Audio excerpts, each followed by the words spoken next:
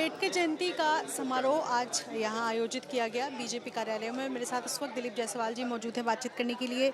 चूँकि आज अंबेडकर जयंती है, बिहार में चुनावी साल में हर एक पार्टी कहती है कि अंबेडकर के साथ हमने न्याय किया।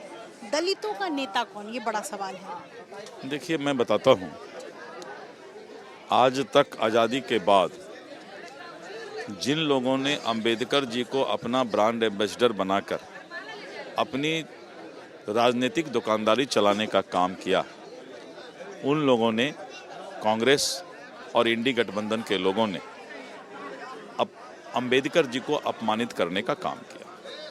और जैसा कि हमने बताया कि अंबेडकर जी को जब वो नेहरू मंत्रिमंडल में थे तो उनको अपमानित करके और उनको इस्तीफा देने की नौबत लाई गई।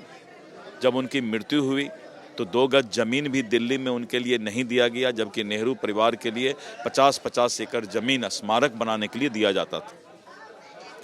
और इतना ही नहीं, उनके पत्नी को जो है, जिस विमान से लाश बम्बई ले जाया गया, उनके पत्नी को उसका जो है बिल भेज दिया करके प्रताड़ित किया गया। अंबेडकर जी का जो सपना था सामाजिक न्याय का, सामाजिक भेदभाव दूर करने का, कांग्रेस और उनके इंडी गठबंधन के लोगों ने उस भेदभाव को करीब 65-70 वर्षों तक भी दूर नहीं कर पाए। मैं धन्यवाद देता हूं भारत के लोकप्रिय प्रधानमंत्री श्री नरेंद्र मोदी जी को, जिन्होंने बहुत सारी ऐसी योजनाएं चलाई जो कि समाज के अंतिम पंक्ति के लोगों को मुख्य धारा में जोड़ने का काम आज कर रहे हैं। और आज अंबेडकर जी के सपना को साकार करने का काम इस देश के प्रधानमंत्री नरेंद्र मोदी जी कर रहे हैं।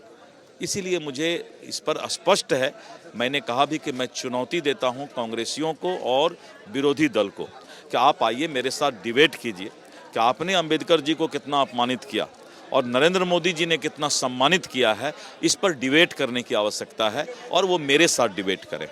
दूसरा सवाल है, हरियाणा के सीएम नायब सिंह सैनी ने बीते दिन एक सम्मेलन में कहा कि हरियाणा के बाद अब बिहार की बारी है और सम्राट चौधरी के नेतृत्व में चुनाव विजय का झंडा वहां लहराया जाएगा।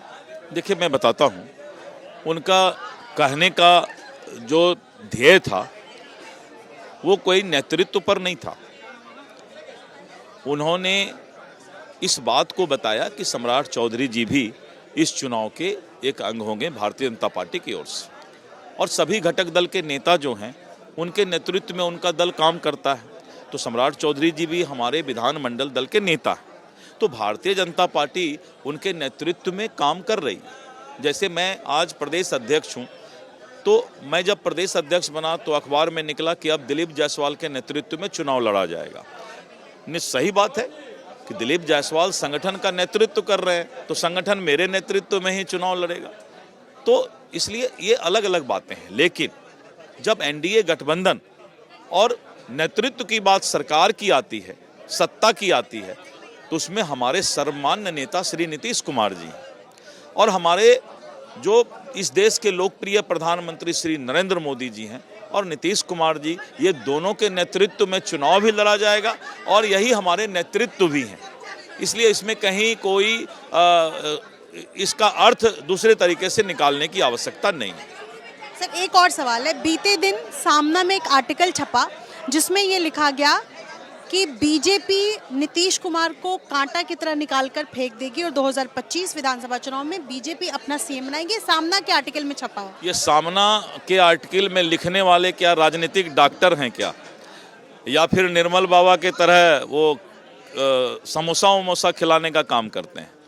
सामना में लिखने वाले जो है अपने बारे में लिखें कि आज शिवसेना का क्या हाल हो गया, और शिवसेना को जिस तरह से ठाकरे साहब ने जिस विचारधारा से आगे बढ़ाया, आज वो लोग कहाँ चले गए? शिवसेना का हाल ये क्यों हुआ, उनसे ये तो पूछिए, फिर दूसरे के बारे में चर्चा करें।